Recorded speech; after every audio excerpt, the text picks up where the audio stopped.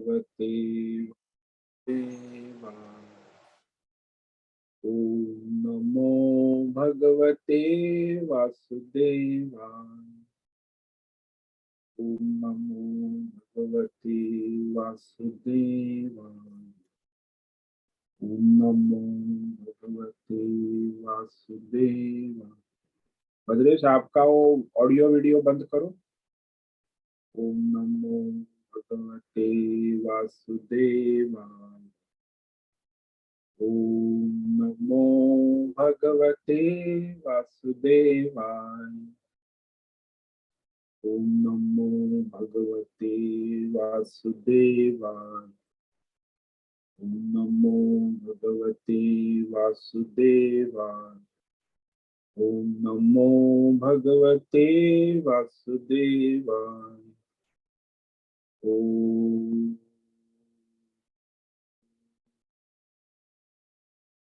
ओम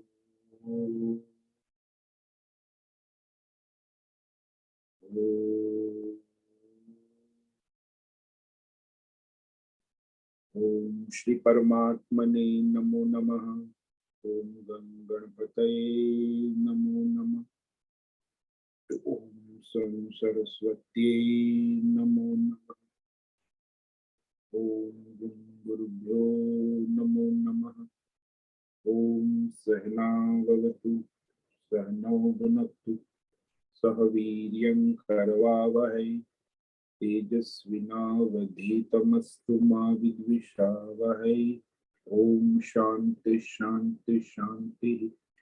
सदाशिवसमारम्भां शंकराचार्यमध्यमाम् अस्मदाचार्यपर्यन्तां वन्दे गुरुपरम्परा। वन्दे गुरुपरम्परा।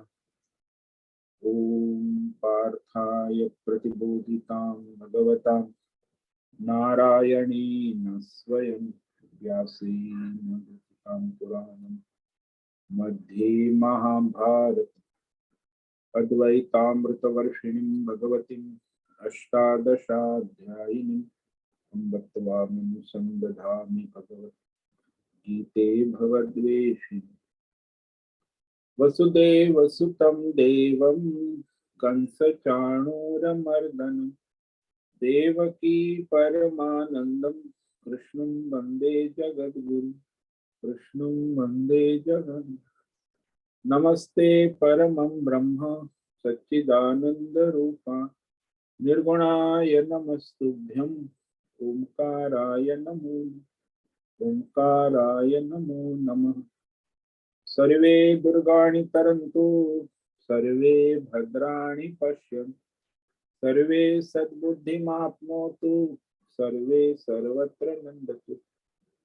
ओम तत्सत्। ओम ओम ओम। आप सभी ऑनलाइन नेटवर्क पर उपस्थित भगवद गीता श्रवण साधकों को आज प्रातः का अभिवादन, अभिनंदन, अभिवंदन। हरि ओम हरि ओम हरि ओम। हम सबको आज का यह दिव्य दिन तन मन धन जन देश काल विषय वस्तु परिस्थिति अवस्थाएं अध्यात्म भौतिक दैवी व्यष्टि समष्टि क्षेत्र सभी अपने अपने पूर्व में अनंत जन्मों में किए हुए संचित पाप पुण्य धर्म अधर्म मिश्र कर्मों के पके हुए फलस्वरूप वर्तमान में आज अपने अपने प्रारब्ध परमेश्वरीय अचिंत्य योग माया के माध्यम से प्रसाद स्वरूप में प्राप्त हुआ। अतः आज का यह दिव्य दिन परमार्थ हेतु निष्काम सेवा यज्ञ देव यज्ञ ऋषि यज्ञ पितृ यज्ञ इंद्रु यज्ञ भूत प्राणी यज्ञ सात्विक दान शायक वाचिक मानसिक तप निष्काम कर्मयोग ध्यान योग भक्ति योग ज्ञान योग साधना स्वाध्याय वेद शास्त्रों का अध्ययन अध्यापन उपासना आराधना के लिए समर्पित करे और कराए। अत्यंत दुर्लभ मनुष्य जीवन को परमार्थ हेतु सार्थक करे और कराए।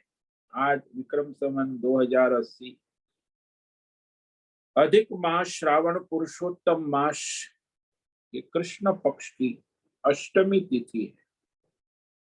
ये रात्रि 3:51 तक, उसके बाद नवमी लग जाती है।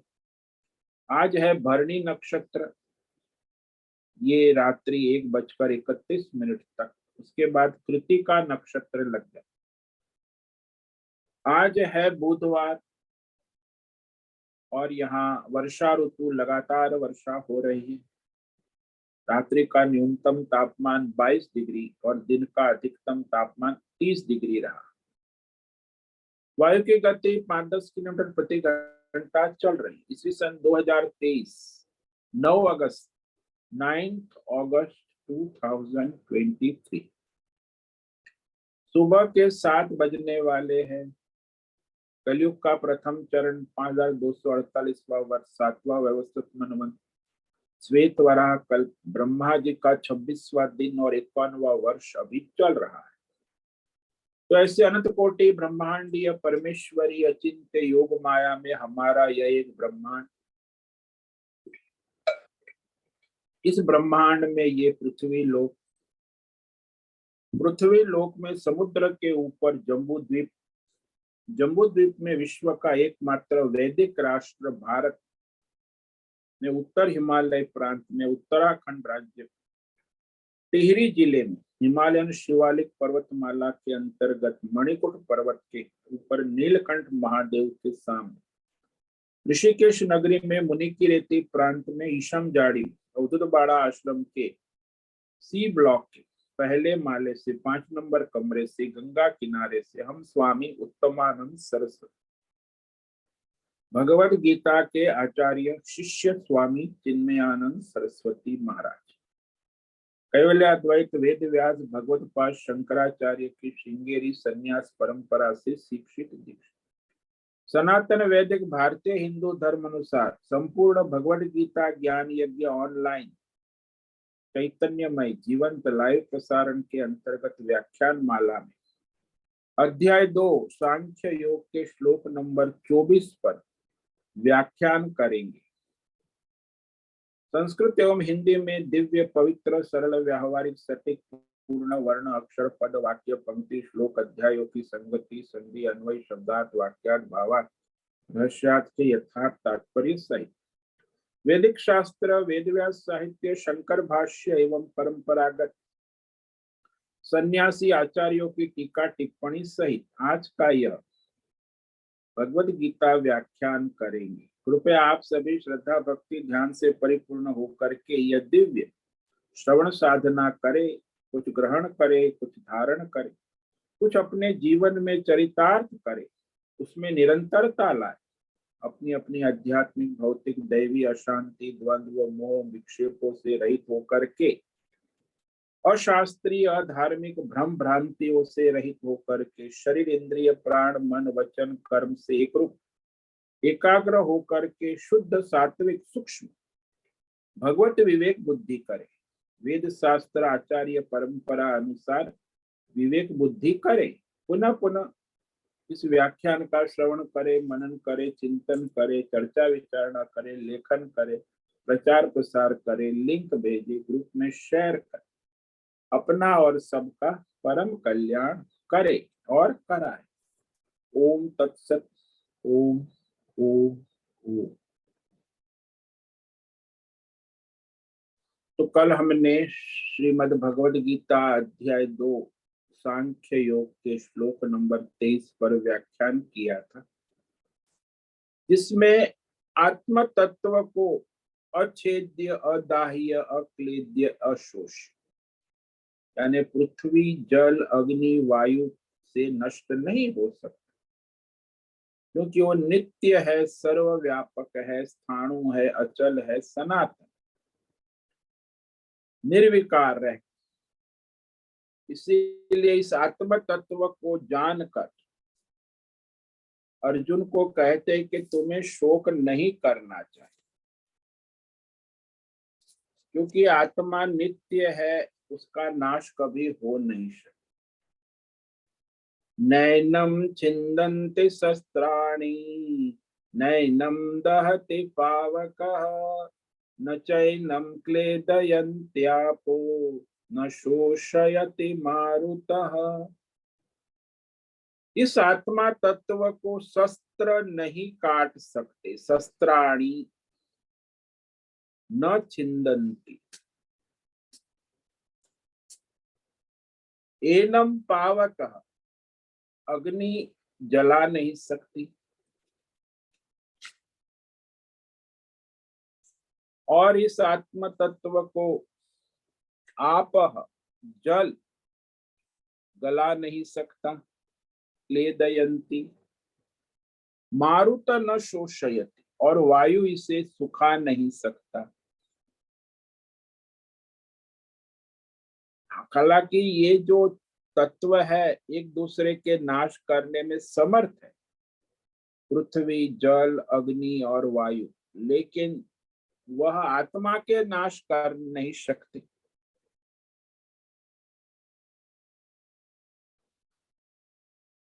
तो यह बताया कि आत्मा का नाश करने वाली कोई वस्तु सिद्ध ही नहीं होती संसार में। इसमें कारण बताते हैं कि आत्मा का नाश कैसे कोई नहीं कर सकता, स्वयं आत्मा भी अपना नाश नहीं कर सकता। तो वह आगे के श्लोक में कह रहे हैं, अच्छेद्योयमदाह्योऽयम् अक्लेद्यो शोष्य एव च नित्य सर्वगतस्थाणुः अचलोऽयं सनातनः। अयम, यह आत्मा तत्व अछेद्य, उसे काट नहीं सकते। अयम, यह आत्मा तत्व अदाह्य, इसे कोई जला नहीं सकता। अक्लेद्य, इसे कोई गला नहीं सकता। और अशोष्य, इसे कोई सुखा नहीं सकता। यानी पिछले श्लोक में कहा उसी अनुसंधान में कहते हैं, दोहराते हैं भगवान, क्योंकि ये आत्मा तत्व नित्य है, सर्वव्यापी है, सर्वगत, अचल और नित्य टिकाऊ है, स्थिर है, स्थाणु, स्थिर रहने वाला, और सनातन है, परंपरागत रूप में सनातन, शाश्वत, सदा सर्वत्र सर्वकाल में विद्यमान रहता है। तो ये सनातन है। तो यह आत्मा तत्व न काटा जा सकता है, न जलाया जा सकता है, न भिगाया ने योग्य है, न सुखा के योग्य है। आत्मा तत्व सर्वत्र रहने वाला चिरंतन, आत्मा स्थिर और निश्चल है।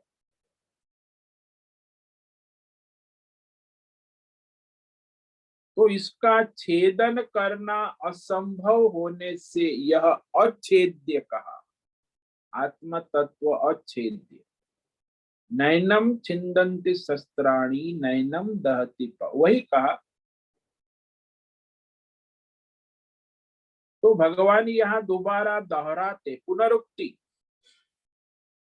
एक ही बात को बार बार कहना वैसे साहित्य में दोष माना जाता।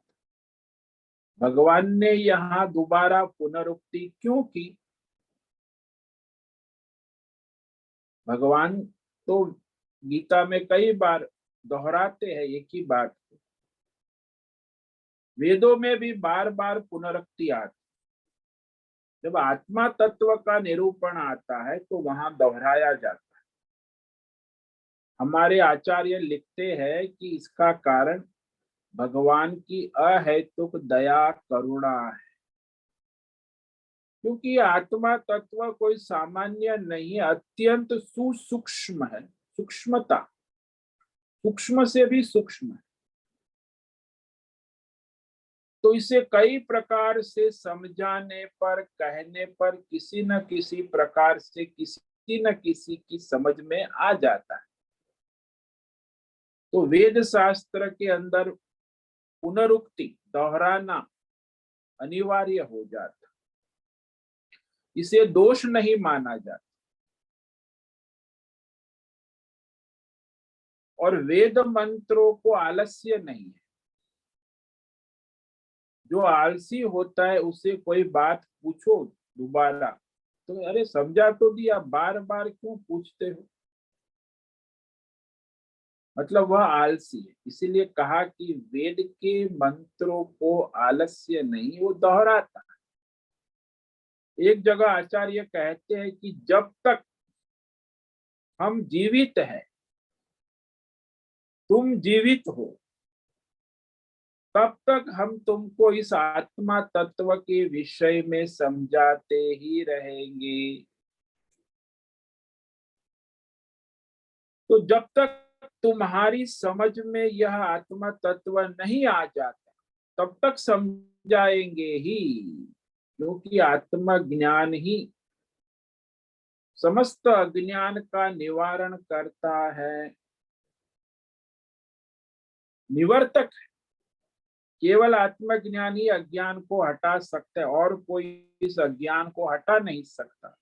इसीलिए आत्मज्ञान को बार बार वेद शास्त्र आचार्य भगवान भी गीता में दोहराते हैं, बार बार भिन्न भिन्न दृष्टांतों के द्वारा समझाएंगे। तो ये हमारी वैदिक परंपरा है, सनातन वैदिक हिंदू धर्म। लेकिन अन्य मत मतांतरों का तरीका जरा विचित्र है, जैसे इस्लाम है, ईसाई है। बाइबल में कहा है, कुरान में कहा है, तुम मान लो। तुमने कहा नहीं समझ में आया, अरे समझ में क्या, बस मान लो। नहीं समझ में आया तो ये डंडे मारेंगे, गला काट देंगे। बस तुम्हें मानना है, कुछ तुम कह नहीं सकते, प्रश्न कर नहीं सकते। तुम्हें समझ में नहीं आए, ये तुम्हारी बुद्धि की जड़ता है, और इसीलिए तुम्हारी बुद्धि काम नहीं करती, इसीलिए तुम मान लो बस। उसमें कोई प्रश्न नहीं कर सकते, समझ में आया कि नहीं आया, ये यहाँ प्रश्न ही नहीं। बस बाइबल में कहा, कुरान में कहा, बस मान लेना है। नहीं मानोगे तो गला कट जाएगा। ऐसे कोई किसी को धर्म परमार्थ का ज्ञान होगा, लेकिन इनका होता है संसार में, इनकी यही विचारधारा है। तो कहते जब तक नींद ना आए, जब तक मनुष्य के प्राण छूट न जाए, तब तक ये आत्म तत्व का विचार करते रहना चाहिए, प्रश्न करते रहने चाहिए।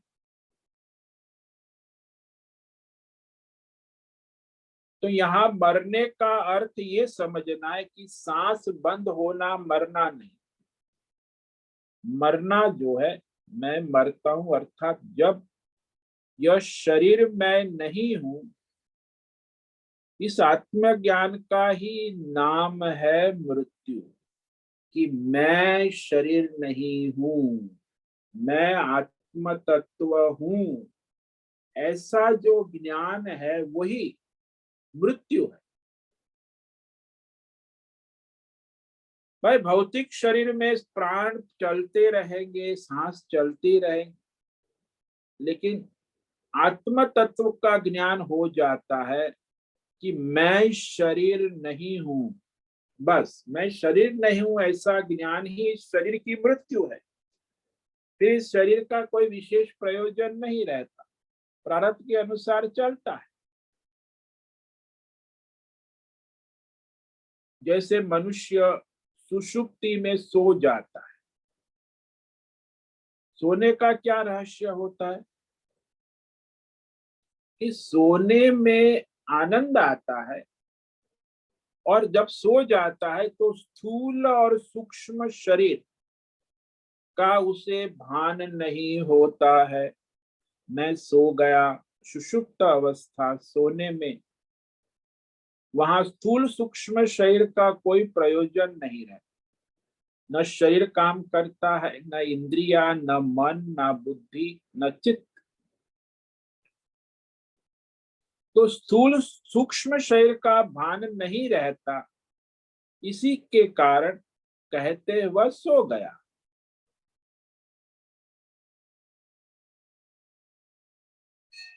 तो यह शरीर का भान जो है किस रूप में होता है कि मैं शरीर हूं, जागृत अवस्था में होता है। स्वप्न में भी होता है कि मैं शरीर हूं, मैं स्त्री हूं, मैं पुरुष हूं, मैं देवदत्त हूं, मैं कृष्ण दत्त हूं। तो मैं शरीर हूं, ये प्रारब्ध भोग काल में शरीर हूं, यह विचार भावना उत्पन्न होती रहती। लेकिन वास्तविक देखा जाए तो हमारा स्वरूप तो आत्मा है। लेकिन जब मैं अपने को शरीर मान लेता हूं तो आत्म स्वरूप की विस्मृति हो जाती।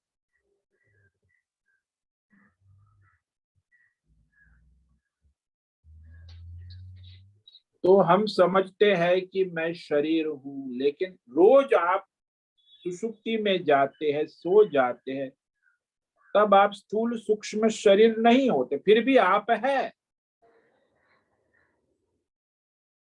क्योंकि सुषुप्ति में किसी भी प्राणी को मैं स्थूल सूक्ष्म शरीर हूं, यह विचार, यह भाव, यह वृत्ति नहीं रह जाता।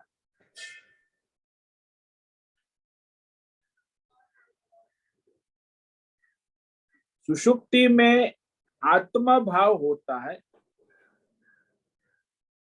और वहां मनुष्य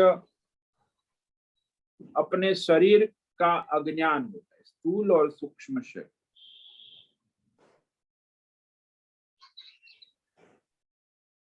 तो वहां उस समय यदि कोई हमें देखता है, हमारी और कुछ भी व्यवहार करता है, तो हमें कुछ पता नहीं चलता।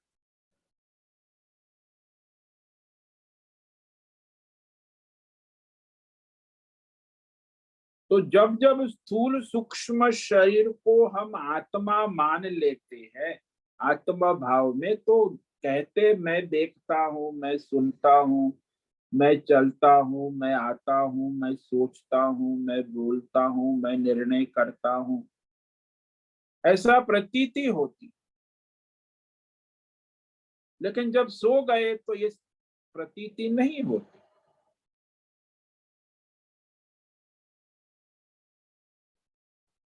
तो कौन सो गया, कौन जगा, किसने सपना देखा, ये विचार जो है ना, इसे आत्म तत्व विचार है।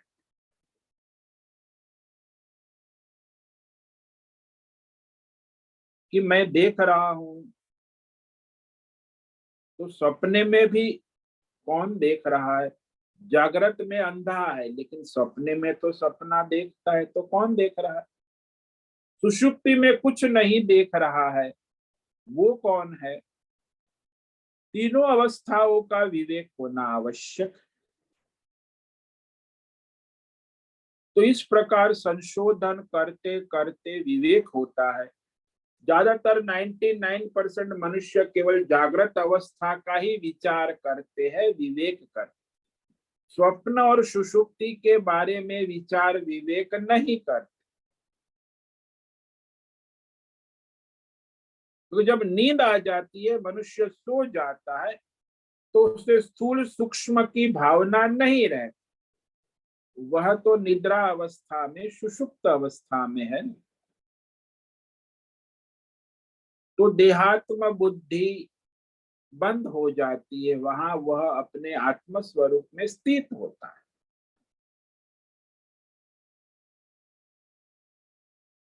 और जग जाता है तो प्रारब्ध भोग उसका सब चल पड़ता है। स्वप्न में भी अपने स्वप्न भोग चलते हैं। तो ये तीनों अवस्थाओं का विवेक यहाँ आत्म विचार कहा जाता है। तो निरंतर करते रहना, इसीलिए वेद जो है वो दोहराता है आत्म तत्व के विचार में। यही अवस्था त्रय विवेक है, देह त्रय विवेक है, स्थूल सूक्ष्म कांड शरीर का विवेक है, और आत्मचिंतन पंच महाभूत का विवेक है, काल तीन काल का विवेक है, तीन लोक का, सब में आत्मा एक ही है।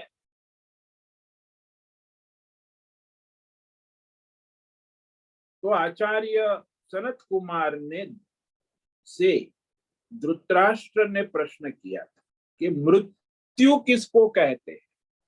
ये बहुत बड़ा प्रश्न है। कोई कहता है कि भौतिक शरीर से प्राण निकल जाते हैं, सूक्ष्म शरीर निकल जाता है, भौतिक शरीर का स्पंदन नहीं रहता, प्राण रहित हो जाता, तो मृत्यु है। यानी भौतिक शरीर की सूक्ष्म शरीर से विच्छेद हो गया। कोई कहता है सूक्ष्म शरीर का भान नहीं रह जाता, उसे मृत्यु कहते। लेकिन आचार्य कहते प्रमादो वै मृत्यु अहम ब्रवीमि। कहते मुझसे यदि पूछते हो तो मैं कहूंगा प्रमाद ही मृत्यु है। प्रमाद, प्रमाद किसे कहेंगे? जो अपना आत्म तत्व है, अपना स्वयं का आत्म तत्व स्वरूप, उसका ज्ञान न रहकर जो आत्म स्वरूप तत्व नहीं है, आत्म स्वरूप नहीं है, उसको अपना आत्म स्वरूप जानने लगना, मानने लगना, देखने लगना। जो आत्मा स्वरूप नहीं है उसको आत्मा, जिस शरीर आत्मा, उसी को आत्मा मान लेना। मन बुद्धि सूक्ष्म शरीर आत्मा, उसे आत्मा मान लेना। संसार के पदार्थ परिवार पैसा पुत्र वो उसे आत्मा मान लेना। जो आत्मा नहीं है उसे आत्म तत्व मान लेना, जान लेना, ये सचमुच में ये प्रमाद मृत्यु, इसी को प्रमाद, यही मृत्यु है।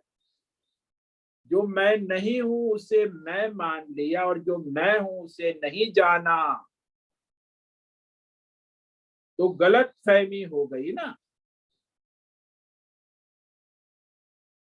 भगवान भी बार बार ये दूर करने के लिए दोहराते, क्योंकि आत्मा तत्व अत्यंत सूक्ष्म से सूक्ष्म से सूक्ष्म।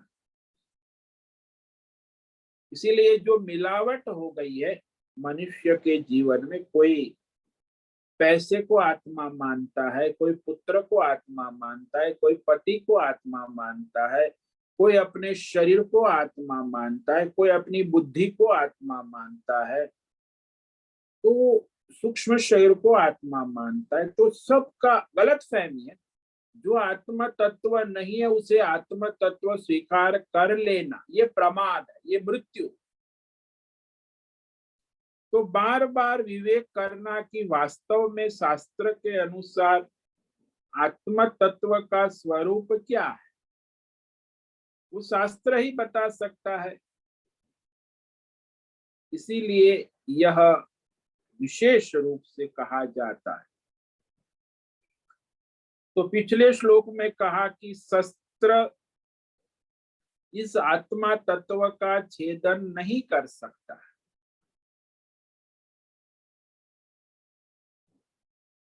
क्योंकि आत्म तत्व का स्वरूप छेदन के योग्य ही नहीं है, उसका छेदन कैसे होगा? छेदन के अयोग्य। शस्त्र इस आत्म तत्व को काट नहीं सकते, जैसे आकाश भी कट नहीं सकता, आकाश को कोई काट नहीं सकता, आकाश भी अकाट्य है।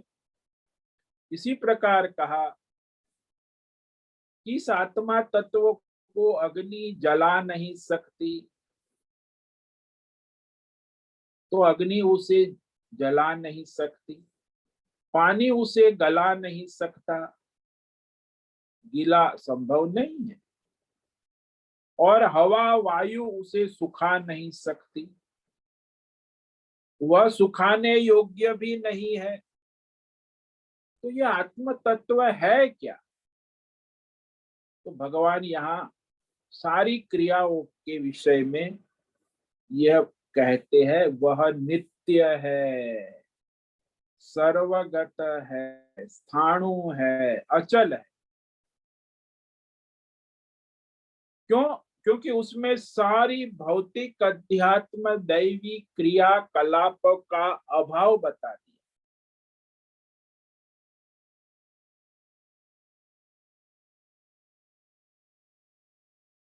तो कहते हैं कि वह पंच महाभूत इसे नष्ट नहीं कर सकते।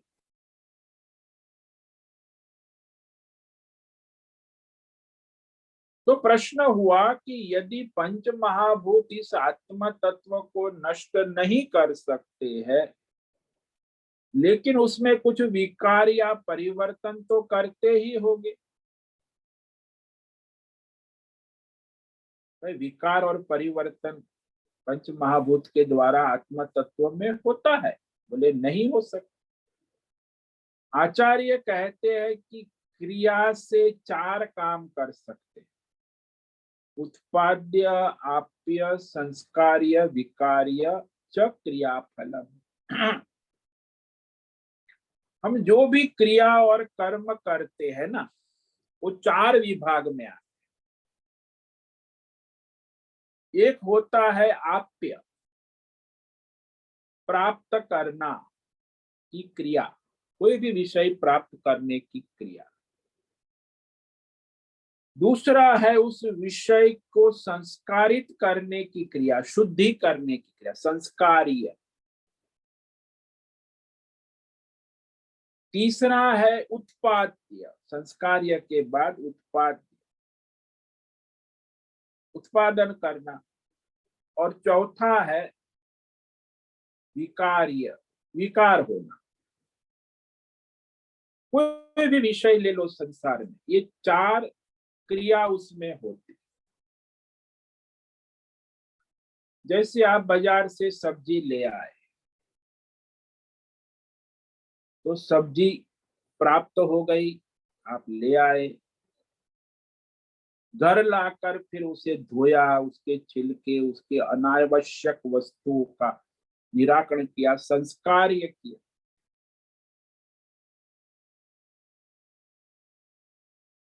फिर उसकी आपने सब्जी को मिक्स किया और उसे सब्जी बनाने के लिए रख दिया। सब्जी पक गई, तैयार हो गई, उत्पाद पाक हो गया। आपने कटोरी में लिया, फिर उसे रोटी के साथ खा लिया, तो सब्जी जो है पेट में चली गई, विकार्य, और दूसरे दिन टट्टी में बाहर निकल गई। तो आप बाजार से सब्जी लाए थे, उसका संस्कार हुआ, फिर उत्पादन हुआ, फिर विकार हुआ और फिर नष्ट हो। संसार के सारे विषय इस चार कैटेगरी में ही आते।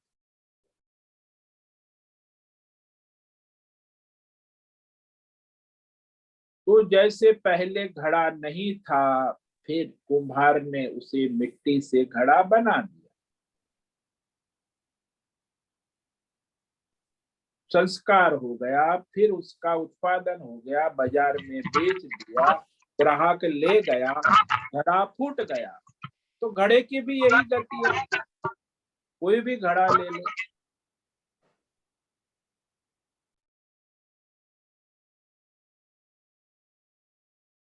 तो यह संस्कार्य किसी विषय को सुधारना या संस्कार करना भी है। संस्कार अच्छा बना, जैसे सब्जी को छीलकर पकाने लायक बना दिया, तो सब्जी का संस्कार हो गया, छील कर खाने लायक बन गया।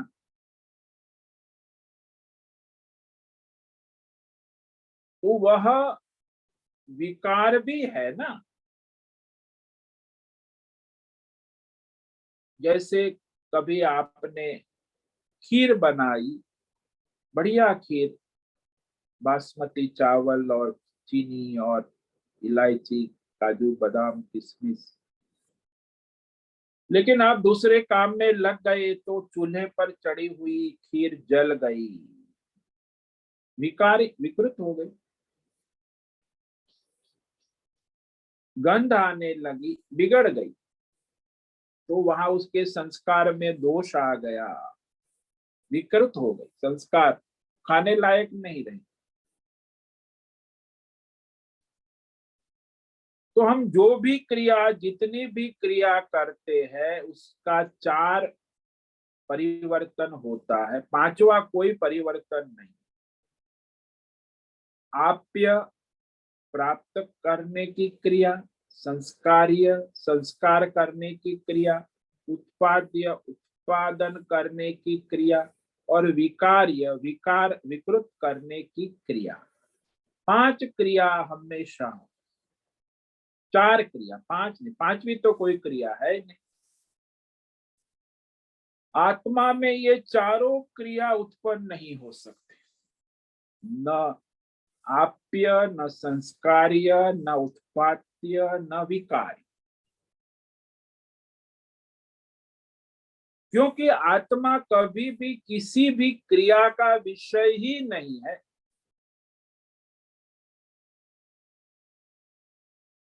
केवल काटने का विषय नहीं, ऐसा नहीं, किसी भी क्रिया का विषय नहीं। इसीलिए यहाँ भगवान ने सबसे पहले कि यह आत्म तत्व अयम नित्य। सबसे पहले भगवान ने कहा कि ये आत्म तत्व नित्य है। जो नित्य होता है वो कभी उत्पन्न कैसे हो सकता है? हो ही नहीं सकता, नष्ट भी नहीं हो सकता। पहले न होकर आगे हो, ऐसा भी नहीं हो सकता। क्योंकि जो पहले नहीं होता है, बाद में उत्पन्न होता है, उसको ही तो उत्पत्ति कहते हैं। वो जो नित्य है उसकी उत्पत्ति कैसे हो सकती है? तो पहले न होकर बाद में हो जाए, ऐसा ये आत्मा तत्व नहीं है। किसी भी काल में, देश में, विषय में, अवस्था में, परिस्थिति में ऐसा नहीं है। तो आत्म तत्व निर्विकार ही है। आत्मा तत्व बार बार विचार विवेक करना कि वह सत्य और नित्य है। वो कभी किसी भी काल में, देश में, विषय में, परिस्थिति में, अवस्थाओं में नहीं है के रूप में नहीं हो सकता, क्योंकि वो है, सदा सर्वत्र सर्वत्र उपलब्ध है के रूप में उपलब्ध है वो आत्म तत्व। कभी नहीं है के रूप में नहीं हो सकता। कि आत्म तत्व नहीं है का मतलब हो जाएगा कि वह सत्य नहीं है, वह नहीं हो सकता। परमात्मा ही आत्म तत्व रूप में नित्य है।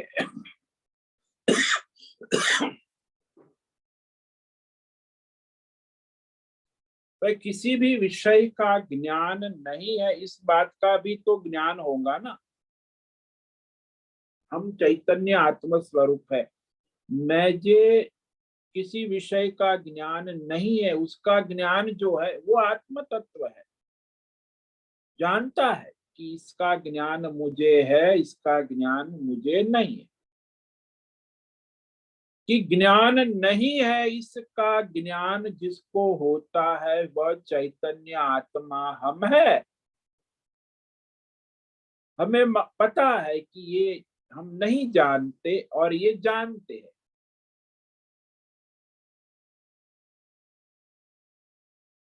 पत्थर जड़ है, पत्थर को पता नहीं कि वो जड़ है,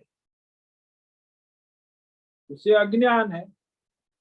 यह भी कहना नहीं बनता, क्योंकि किसी भी विषय का मुझे अज्ञान है तो वह हमारा अज्ञान का ज्ञान है, वो स्वरूप आत्मा के द्वारा पता चल। किसी भी अज्ञान का ज्ञान कैसे होता है? मुझे ज्ञान नहीं है, यह अज्ञान आत्मज्ञान की ही अपेक्षा करता है कि मैं आत्मा हूं, इसी के द्वारा जानता हूं कि मैं इसे नहीं जानता।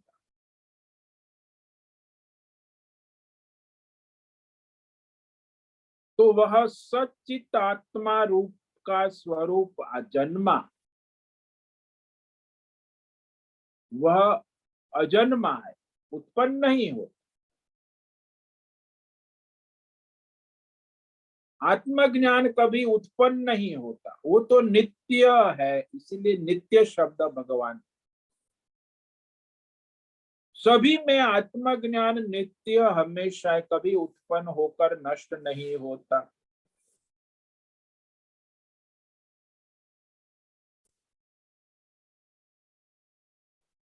तो मुझे आत्मज्ञान हो गया ऐसा कोई कहे तो अज्ञान का ज्ञान है, आत्मज्ञान। लेकिन संसार में अज्ञान के ज्ञान को ही आत्मज्ञान कहते नहीं।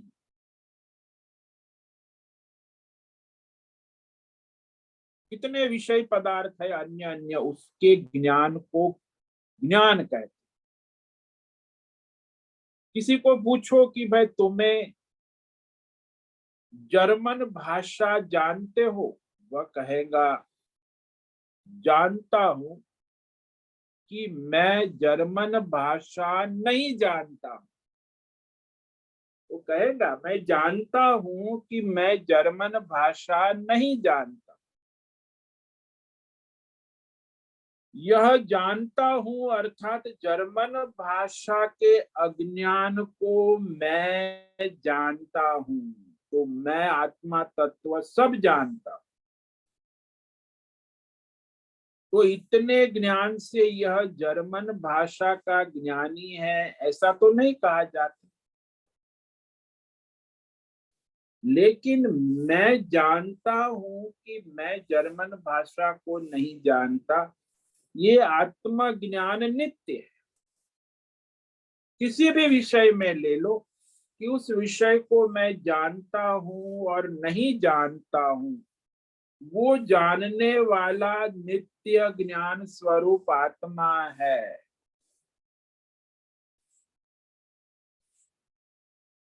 तो वह ज्ञान से संबंधित अज्ञान से संबंधित होने पर भी वह आत्मज्ञान के द्वारा ही पता चलता है कि संसार के किस विषय को मैं जानता हूं और किसी को नहीं जानता। ज्ञान और अज्ञान विषय, भौतिक अध्यात्म दैव विषय ज्ञान अज्ञान, दोनों को प्रकाशित करने वाला वही आत्म तत्व है। इसीलिए वो नित्य कहा। ये नित्य शब्द पर विचार करो। आत्म तत्व नित्य है। नित्य है तो फिर उपलब्ध है सबको सदा सर्वत्र। वो देश काल विषय वस्तु अवस्था में कहीं सीमित नहीं है।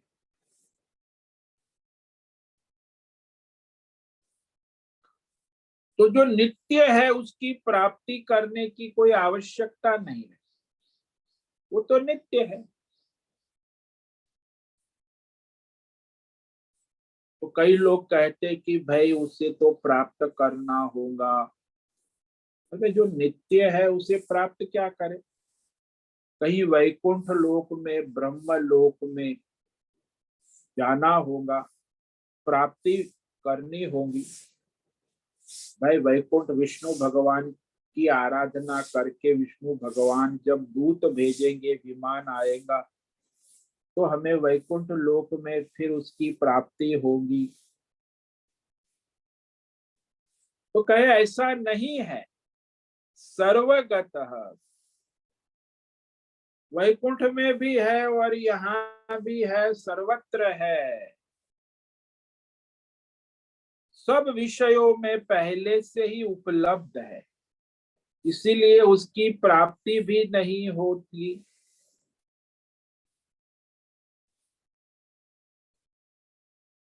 कहीं भी परमात्मा तत्व सर्वगत कहा। तो इस सर्वगत शब्द पर हम कल विचार करेंगे। तो आज हमने जो विशेष विचार किया वो नित्य, आत्म तत्व नित्य है और सर्वव्यापी है, ये भी विचार का विषय है। तो ये जो श्लोक है मननीय है, चिंतनीय। आत्म तत्व नित्य शुद्ध बुद्ध मुक्त स्वरूप है।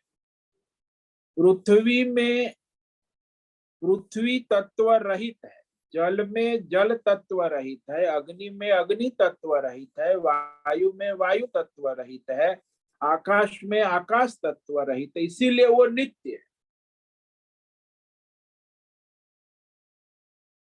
ये सभी तत्व आपस में परिवर्तन होता है, लेकिन आत्मा तत्व में कोई परिवर्तन नहीं होता, नित्य है। इस श्लोक को और कल विचार करेंगे, तो इसे संक्षेप में कह देते हैं। अच्छेद्योयमदाह्योऽयम् अक्लेद्यो शोष्य एव च नित्य सर्वगतस्थाणु अचलोऽयं सनातनः। यह आत्मा तत्व अच्छेद्य है, उसे कोई काट नहीं सकता। अयम अदाह्य, ये आत्मा तत्व उसे कोई जला नहीं सकता। अयम अक्लेद्य, इसे कोई गला नहीं सकता, जल तत्व। और कोई वायु इसे सुखा नहीं सकता, चार तत्व इसे विकार उत्पन्न नहीं कर सकते। हाँ, वो आपस में एक दूसरे में विकार उत्पन्न करते हैं, लेकिन आत्मा तत्व में कोई विकार उत्पन्न नहीं हो सकता, क्योंकि आत्मा तत्व नित्य है, सर्वगत सर्वव्यापी है, अचल है, स्थाणु स्थिर रहने वाला है और सनातन है, सदा सर्वदा सर्वत्र सब में सब काल में विद्यमान। ओम नमो नारायणाय, ओम नमो नारायणाय, ओम नमो नारायणाय, ओम नमो नारायणाय, ओम नमो नारायणाय। कायेन वाचा मनसेन्द्रियैर्वा बुद्ध्यात्मना वा प्रकृते स्वभावा करोमि यद्यत् सकलं परस्मै नारायणायेति समर्पयामि, नारायणायेति समर्पयामि। ओम सर्वे भवन्तु सुखिनः, सर्वे सन्तु निरामयाः, सर्वे भद्राणि पश्यन्तु, मा कश्चित् दुःखमाप्नुयात्। अस्तु मा सद्गमय, तमसो मा ज्योतिर्गमय, मृत्योर्मामृतंगमः। ओम पूर्णमद पूर्णमिदं पूर्णात् पूर्णमुदच्यते पूर्णस्य पूर्णमादाय पूर्णमेवावशिष्यते। ओम शांति शांति शांति। शंकरं शंकराचार्यं केशवं बादरायणं सूत्रभाष्य कृतो वंदे भगवन्तौ पुनः पुनः। ईश्वरो गुरुरात्मेति मूर्तिभेदं विभाग व्योमवद्व्याप्तदेहाय दक्षिणामूर्तये नमो। ओम गुं गुरुभ्यो नमो नमः। ओम तत्सत्। ब्रह्मार्पणमस्तु। ओम ओम ओम।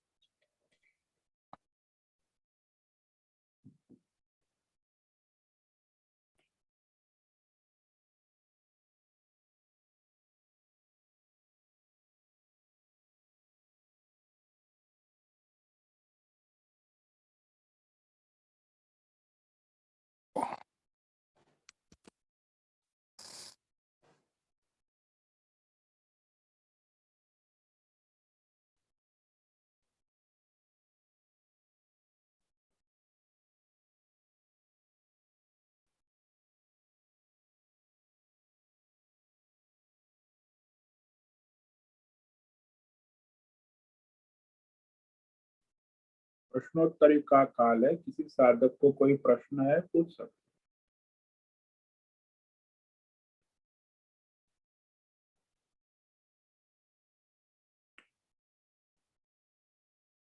ओम नमो नारायण स्वामी जी। ओम नमो नारायणाय। बोलो राजेश मोड़कर। स्वामी जी प्रश्न ऐसा है, ये आत्मा जो है ये जीव के अंदर अपना शरीर धारण करके रहता है, लेकिन ये आत्मा जो है परमात्मा का अंश है जो खुद ज्ञान का स्रोत है, जहाँ से ज्ञान की उत्पत्ति है वहीं से वो आके अपने शरीर में शरीर धारण करके ये जीव का रूप लेता है। तो ये जो जीव चक्र है, तो ये आत्मा को क्या ज्ञान लेना है कि जो खुद ज्ञान का स्रोत है, ये बार बार जीव चक्र जो चल रहा है, इसका उद्देश्य क्या है? कोई उद्देश्य नहीं, जीव चक्र अज्ञान से चल रहा है, वही तो है ना। वो जो अज्ञान से ही तो जीव अपने को शरीर मानता है, यही तो जीव चक्र है। मैं आपने अपने को पुरुष स्त्री ब्राह्मण क्षत्रिय वैश्य शूद्र ये शरीर मान लिया, अपने स्थूल सूक्ष्म शरीर को आत्मा मान लिया। यही अज्ञान चक्र, जो आत्मा नहीं है उसको आत्मा बना दिया, और आत्मा है उसका तो ज्ञान ही नहीं है, तो अज्ञान में चले गए। इसीलिए इस शरीर को आत्मा समझना ही अज्ञान है, और उस अनुसार फिर उस शरीर के आसक्त में मोह में शरीर के बंधन में जीव आ जाता है। कि जो आत्मा नहीं है उसे आत्मा मान लिया, और जो आत्मा है उसे नहीं जाना, तो गलत, जो मिलावट हो गई ना। हम्म। अब वो जीवात्मा जब अपने शरीर से अपने आत्म तत्व को अलग करके जाने कि ये शरीर मैं नहीं हूँ, ये पंच महाभूतात्मक है, मैं सच्चिदानंद आत्मा शुद्ध नित्य आत्म तत्व हूँ, और उसका उसे विवेक हो बुद्धि में, वो अपने को उससे असंग अलग जानकर अपने आत्म तत्व में स्थित हो जाए। क्योंकि जो मिलावट है यही जीव भाव है, वो मिलावट को अलग करना है।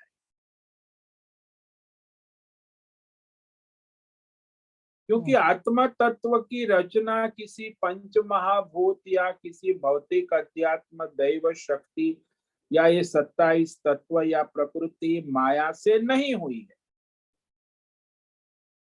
आत्मा तत्व स्वयं प्रकाशित, और उसी के प्रकाश में ये सब प्रकाशित हो रहे हैं। तो ये कोई आत्म तत्व की रचना नहीं कर। हाँ, आत्म तत्व में ये सब अपने अपने रचित होते हैं, आभासित होते हैं, लेकिन आत्म तत्व का आधार ये कोई नहीं है। पंच महाभूत 27 तत्व भौतिक अध्यात्म दैवी शक्ति सब आत्म तत्व के द्वारा ही प्रकाशित।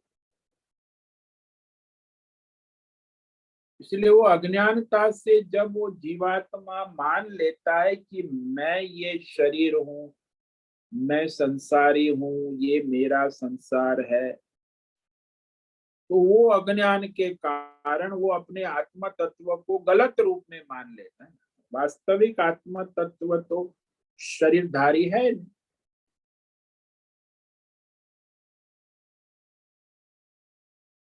उसमें तो कोई विकार नहीं है, उसी के प्रकाश में ये सारा संसार चल रहा है। तो ये जो सबसे बड़ा मृत्यु उसको कहा ना, प्रमाद, अभी आज हमने प्रवचन में कहा कि अपना जो आत्म स्वरूप है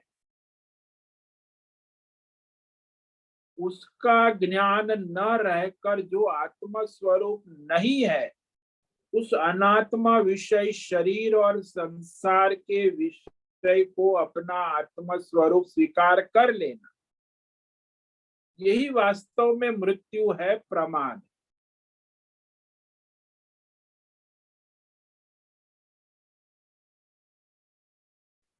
तो जो नहीं है उसे हमने अपना मान लिया, जो हम है उसे नहीं जाना, जो नहीं है उसे अपना जान लिया, तो ये गलत फहमी है ना। हम्म,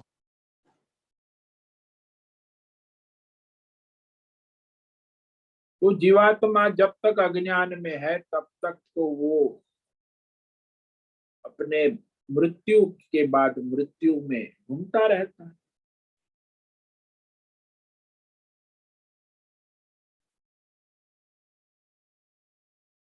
इसलिए ये विवेक करना आवश्यक। जीवात्मा तो अज्ञान से ही जीवात्मा है, ज्ञान होने के बाद तो वो परमात्मा का स्वरूप है।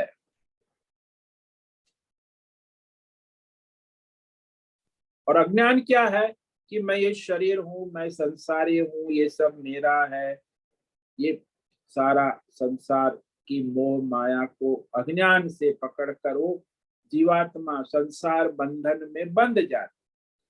हालांकि वो जीवात्मा है परमात्मा का ही स्वरूप, लेकिन अज्ञान से वो जीवात्मा बनकर बार बार मरता है, संसार में आता है जाता है। समझ में आया? जी स्वामी जी, समझ में आया। धन्यवाद स्वामी जी। ओम नमो नारायणाय। ओम नमो नारायण। प्रणाम स्वामी जी। ओम नमो नारायण। हाँ बोलो माता। स्वामी जी, भूत और पंच महाभूत दोनों में क्या फर्क है? भूत यानी भौतिक पंच, ये जो आकाश वायु अग्नि जल है ना, वो भूत, उसको भौतिक भूत कहते, पंचभूत। और ये सूक्ष्म जो पंच महाभूत है वो उसे महाभूत कहते, सूक्ष्म। तो ये पंच महाभूत दो है। एक पंचीकरण होने के बाद ये जो हम संसार देख रहे हैं भौतिक पंच महाभूत, वो स्थूल है। और एक दूसरा सूक्ष्म पंच महाभूत शुद्ध रूप में आकाश वायु अग्नि जल, जिसमें कोई दूसरे तत्व की मिलावट नहीं है। जैसे आकाश शुद्ध है, वायु शुद्ध है, सूक्ष्म है और अपने मूल स्वरूप। लेकिन जब आकाश में पृथ्वी जल अग्नि तेज मिलता है तो वो स्थूल भूत हो जाता है, पंचीकृत पंच महाभूत। तो पंचीकृत होने के बाद ये हम जो पृथ्वी है, यहाँ मानो कि ये पत्थर है, तो इस पत्थर में पंच महाभूत है, 50% पृथ्वी है, बाकी 12% वो जल अग्नि वायु और आकाश तत्व मिलावट है। इसे पंचीकरण कहते। ये भौतिक भूत पंच महाभूत। ये पृथ्वी आप जो देख रहे हो, ये जो आकाश, ये वर्षा हो रही है, ये सब मिला हुआ है पंच महाभूत। शुद्ध रूप में सूक्ष्म है, जिसको सूक्ष्म पंच महाभूत कहते हैं। दोनों में फर्क है। सूक्ष्म पंच महाभूत से आपका सूक्ष्म शरीर बना है और भौतिक पंच महाभूत से आपका भौतिक शरीर बना है। तो सूक्ष्म शरीर जो है वो सूक्ष्म पंच महाभूत से बनता है और स्थूल शरीर भौतिक पंच महाभूत से। दोनों अलग है। हाँ, और कभी किधर बोल दे इधर भूत होता है, वो सब वो क्या है? वो भूत क्या है? मतलब कोई वासना रह गई किधर? भूत प्रेत, भूत प्रेत जो अतृप्त जीवात्माएं होती है, जो जिसका प्रेत विधि नहीं हुई, अंतिम विधि नहीं हुई, तो वो होता है। भूत प्रेत आदि जो हमारे शास्त्रों में कहा है कि जिस जीवात्मा की दुर्गति होती है, किसी ने आत्महत्या कर ली, उसकी अंतिम विधि ठीक से नहीं हुई, तो वो भूत प्रेत होता है। तो फिर वो वहां सूक्ष्म रूप से उसकी गति होती है, भटकता रहता है, उसकी सदगति नहीं होती। मतलब पंच महाभूत भूत और वो वाला भूत है, वो जीव भूत अलग है। वो जो हम देखते भूत प्रेत आदि जो है वो सूक्ष्म पंच महाभूत में रहता है। अच्छा, स्थूल नहीं होता, उसका दर्शन आप नहीं कर। वो सूक्ष्म शरीर उसका है ना। भूत जो होता है, प्रेत होता है, वो सूक्ष्म शरीर में रहता है, उसका सूक्ष्म शरीर होता है। हाँ स्वामी जी, कारण शरीर में क्या आता है? कारण शरीर तो जो है वो आपका केवल वहां अज्ञान है और आप कारण शरीर में हो। आत्म स्वरूप का अज्ञान। मतलब स्थूल सूक्ष्म और कारण शरीर ऐसा बोलते हैं ना, 3 शरीर है। हाँ, 3 शरीर है, एक कारण शरीर है, वही अज्ञान है, जीवात्मा भाव में रहे, और वो उसी के द्वारा फिर ये सूक्ष्म शरीर से स्थूल शरीर निर्माण होता है। मतलब तो ज्ञान पहले तो होने से। कारण शरीर होता है, उसके बाद सूक्ष्म शरीर, और उसके बाद स्थूल शरीर निर्माण होता है। ऐसा अच्छा, नहीं और कि पहले ज्ञान। स्थूल शरीर, कारण शरीर पहले निर्माण है, अज्ञान से बना, अज्ञान, उसी के द्वारा प्रकृति। सूक्ष्म शरीर निर्माण होता है। अच्छा। तो 27 तत्व प्रकृति के द्वारा फिर स्थूल शरीर पंच महाभूतात्मक निर्माण होता है, अपने अपने कर्मों के अनुसार। हाँ, और स्थूल और कारण शरीर नाशवंत है। अगर नहीं, ज्ञान हो तीनों गए तो शरीर कारण। नश्वर है, अज्ञान से बना है, कारण शरीर भी नश्वर है, अज्ञान नष्ट हुआ तो कारण शरीर भी नष्ट हो गए, सूक्ष्म शरीर भी नष्ट हो जाता है, वो भी अज्ञान से बना हुआ है, और स्थूल शरीर भी तो पंच महाभूत है, वो भी नष्ट हो जाता है। अच्छा, प्रणाम स्वामी जी। ओम नमो नारायण। ओम नमो नारायण। हरिओम स्वामी जी। हाँ बोलो। स्वामी जी, तो आत्मा के मोक्ष के लिए शरीर जरूरी है? आत्मा तो मुक्त है, ये जीवात्मा के मोक्ष के लिए शरीर जो है उसको साधन रूप में माना है कि भाई आप साधना करो तो शरीर के द्वारा मैं शरीर नहीं हूँ, मैं आत्मा हूँ, वो चिंतन कर सकते हो, स्थूल सूक्ष्म शरीर। आत्मा तो मुक्त है, जीवात्मा जो अज्ञानी है उसको मुक्त करने के लिए ये शरीर स्थूल सूक्ष्म शरीर के द्वारा साधना करोगे, तब वो आपको ज्ञान होगा ना, और उससे आप मुक्त हो जाओ। तो मतलब शरीर को भी स्वस्थ रखने से ही आत्मा के वो ज्ञान की ओर अग्रसर हो सकते हैं। हाँ, शरीर तो के स्थूल ज्ञान और नहीं कर। सूक्ष्म शरीर स्वस्थ होगा तभी आत्मज्ञान होगा ना, अस्वस्थ होगा तो कहाँ से होगा आत्मा। स्थूल सूक्ष्म शरीर स्वस्थ रहेगा तभी जाके आत्मज्ञान की योग्यता प्राप्त होगी।